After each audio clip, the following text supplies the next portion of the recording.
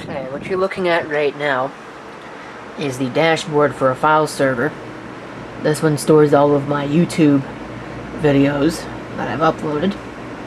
And as you can see on the 3 terabyte storage drive, even though it's not running out of space, we're getting pretty close at 550 gigabytes roughly still available, 545. So normally I wouldn't do this. I got the opportunity to pick up some 2 terabyte hard drives for basically nothing. So I'm going to up that to a 6 terabyte RAID 5 array because I have to do some other work. It's got a Core 2 Quad Q6600 in it, and I really don't see a reason for it to have a quad-core CPU. That's a very hot running CPU. I'd rather replace it with something that runs a little cooler. So I will. I actually have a board I found in the trash sitting over here. It's not a Prime Z370 P2, unfortunately. It's actually from that box up there. It's a Gigabyte EP45 DS3L. I did not have a heatsink, and I don't have the I/O shield either, which is unfortunate. But this does have, I don't know if you can actually read it, a Core 2 Duo E8400 CPU on it. And I do have a heatsink that I will be installing, but I want to make sure that this is going to work with my RAID card first, because I've had some issues with motherboards not working with that RAID card. I also need to scare up some RAM and a video card. That shouldn't be too difficult. I think there's a video card already in the system anyway, so it's running an rsync run to make sure everything is backed up. And when that's done, I will go ahead and shut it down. I will do all these part replacements. Oh, right, power supply. The power supply that's in it, which I think is an Antec something or another, it works, but when you first apply power to it, it sits there comatose for about 10 minutes, or thereabouts, which I think is really strange. So I'm going to go ahead and just preemptively replace it, because who knows how much longer it's going to last. Alright, transfer has concluded. So we'll go ahead and we will shut this thing down.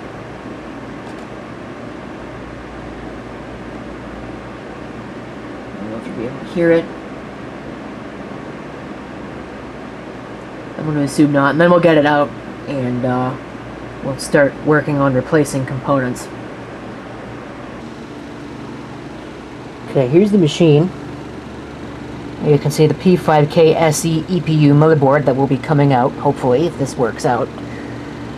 And all of this cabling and stuff that will also be coming out, because this power supply will be coming out. I don't know if there's something wrong with it, or if maybe it just doesn't like the system, but either way, it's doing some weird, funky not powering on for 10 minutes after you apply power to it, and I will not sit here and tolerate that, so I'm going to just pull all this stuff out. The new power supply that's going in has got 4 serial ATA connectors, so that's certainly useful, but it will not eliminate my need to have Molex to SATA adapters, and I don't know what is shaking. It's probably because of this fan. So let's just go ahead and pull out the motherboard and the power supply first. Okay. So except for the floppy drive, which I need to hook up, everything is in place for this to work. And now I'm going to install the heatsink, which is this Deepcool Ice Blade 100. Unique Soul, 8mm heat pipe design. It's got the stupidest looking spec chart I've ever seen in my entire life. Look at this thing. What is this? It's China Pride, that's what it is. But you don't really get much of a choice. So we'll go ahead and we'll open this. And maybe we'll even do it on camera, I don't know. It looks like the box has been opened. I might have opened the box, but I've never actually used the heatsink.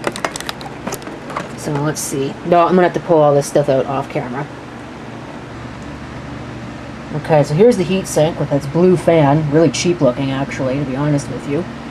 It's already got pre-applied thermal paste, so I want to be careful with that. I'm going to remove this plastic. And you can see that there is nothing else covering that. It's only got one heat pipe. So how this is supposed to dissipate 95 watts of TDP, I really don't know, but that's only a 65 watt TDP chip, so it's not anywhere close to its maximum. It should work. Hopefully it works. I'm going to go ahead and install these silly things. Figure out how you're actually even supposed to do it. Just like this. Maybe it's like this. I'll go look at the manual. Actually, you don't even get a manual with it. Believe it or not, the instructions are on the back, right there. And it looks like, yeah, you install it like this. Of course, you get screws to install it. Hopefully this will work. I'll come back when I've got it on the CPU. Because once you get this installed, it's pretty much just like installing a regular CPU cooler. With the exception that you don't have to actually pre-apply thermal paste, which is kind of handy actually. Okay, wow. Alright, heatsink is installed.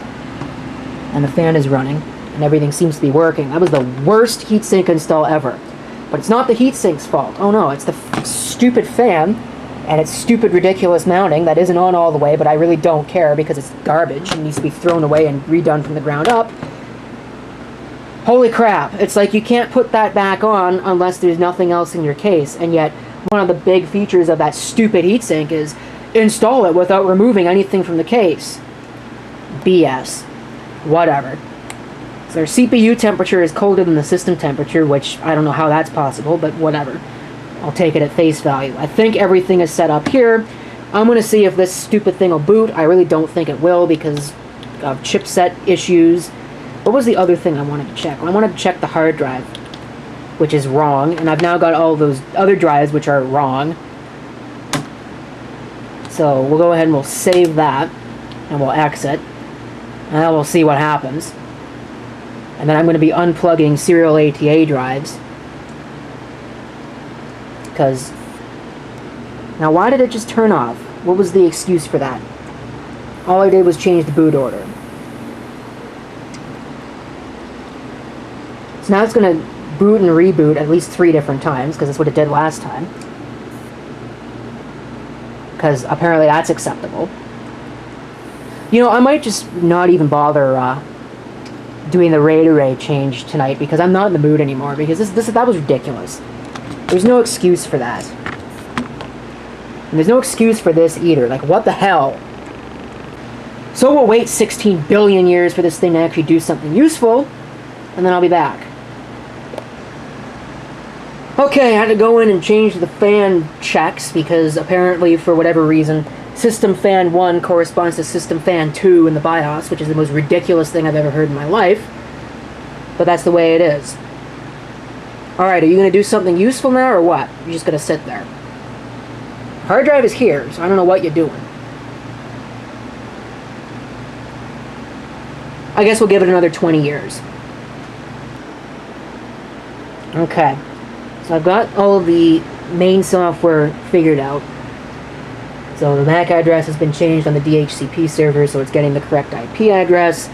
And the next step is going to be, because it would not boot to the IDE when I had it plugged in, it just locked up during the power on self-test. So whatever, I'm just not even going to bother with that. I'll grab some random SATA drive sitting around. I'll have to get a SATA optical drive as well, more than likely. Actually, definitely. And then we will try, I'll try to install POS Ready 2009, but I think I'm going to save that for a separate video. And I'm also going to save installing the new drives for a separate video. I'll probably do that tomorrow, because right now I'm really just not in the mood to go to all that kind of effort. So, anyway, that's it. I don't have a need for this thing anytime soon anyway, so it's not that big of a deal. So we'll shut it down. And then that'll be that.